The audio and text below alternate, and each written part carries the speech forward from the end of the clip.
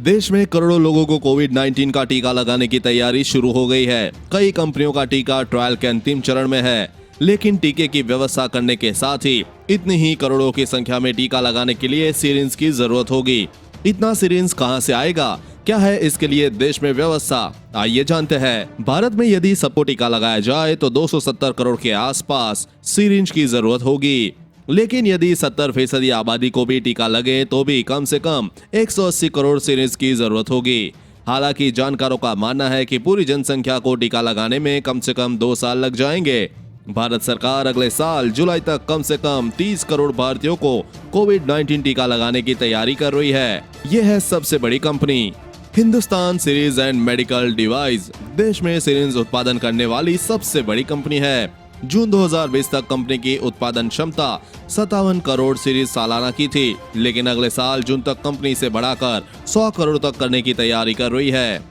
डिस्पोवेंट brand नाम से syringe बनाने वाली HMD के मैनेजिंग डायरेक्टर राजीव नाथ ने हाल में मीडिया से कहा, हम जून तक अपनी सालाना उत्पादन क्षमता बढ़ाकर 57 करोड़ ऑटो डिसेबल सिरिंज तक कर लेंगे। हमें सिरिंज ऑर्डर के बारे में पूछताछ आने भी लगी है।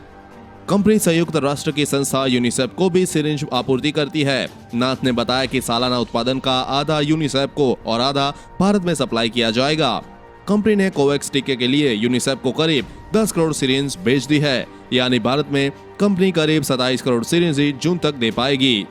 इस कंपनी को सरकार से मिला ऑर्डर। देश में सिरिंज की एक और बड़ी कंपनी है इस्कॉन सर्जिकल्स। राजस्थान मुख्यालय वाली इस कंपनी को मोदी सरकार से अक्टूबर में 5.2 करोड़ सिरिंज के ऑर्डर मिले हैं। इसके अलावा कंपनी का पहले से ही अगले 1.5 साल में 20 करोड़ सिरिंज सप्लाई करने का कॉन्ट्रैक्ट है।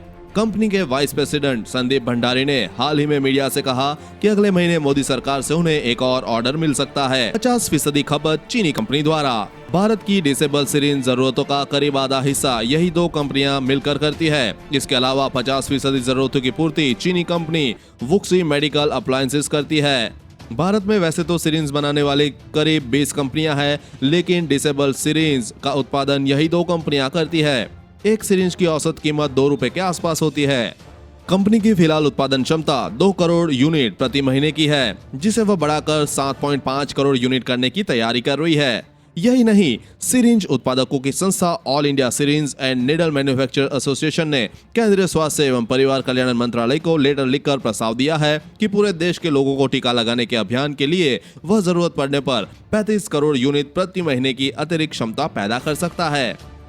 दुनिया भर में सिरिंज की मांग करीब 10 अरब की हो सकती है। इसकी वजह यह है कि एक टीके के कम से कम 2 डोज लगाने की जरूरत होगी। दुनिया की यदि 60% आबादी को ही टीका लगाया जाए तो भी 8 से 10 अरब टीके की आवश्यकता होगी। स्टोरेज की समस्या। एक समस्या यह भी है कि इतने बड़े पैमाने पर बनने वाली सीरीज को रखा कहां जाएगा। सरकारी वेयरहाउस में सालाना नियमित टीकाकरण कार्यक्रम बच्चों के लिए बड़े पैमाने पर सिरिंज रखे गए हैं। बच्चे और गर्भवती महिलाओं के टीकाकरण कार्यक्रम के लिए सरकार हर साल 30 करोड़ से लेकर 350 करोड़ तक ऑटो डिसेबल सिरिंज खरीदती है, लेकिन इस साल कोरोना की वजह से नियमित टीकाकरण कार्यक्रम में भी अवरोध है। इसलिए इन स्टोरेज में शायद 50 से 60% का ही इस्तेमाल हो रहा है इस तरह का सिरिंज। अभी कंपनियों के सामने दुविधा यह भी है कि वे किस तरह की सिरिंज का उत्पादन बढ़ाए, इंट्राडर्मल डिलीवरी वाले या इंट्रा नजल डिलीवरी वाले, ओरल डिलीवरी वाले टीके के लिए। इसलिए कंपनियां सरकार की तरफ से इस बारे में मामला साफ होने और ऑर्डर मिलने का इंतजार कर रही है। इसके बाद ही आगे बढ़ पाएगी। इस खबर के बारे में अपने विचार नीचे कमेंट बॉक्स में लिखकर बताएं। वीडियो को लाइक और अपने दोस्तों के साथ शेयर करना ना भूले। साथ ही कोरोना वैक्सीन से जुड़ी हर खबर सबसे पहले पाने के लिए चैनल को सब्सक्राइब कर ले।